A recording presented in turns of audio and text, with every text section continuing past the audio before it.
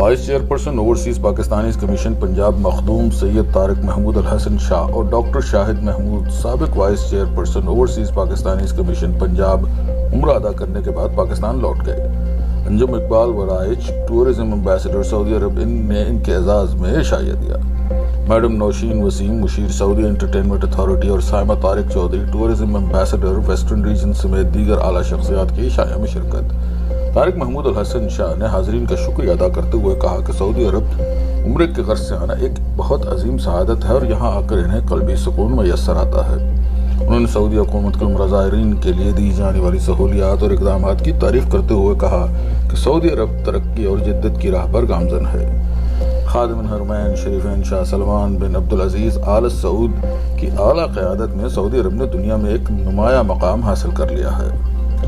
Overseas پاکستانیوں کے پاکستان میں مسائل کے حوالے سے اوورسیز کمیشن پنجاب حکومت کے کردار پر روشنی ڈالتے ہوئے انہوں نے کمیشن کے مختلف اقدامات پر سیر حاصل گفتگو کی۔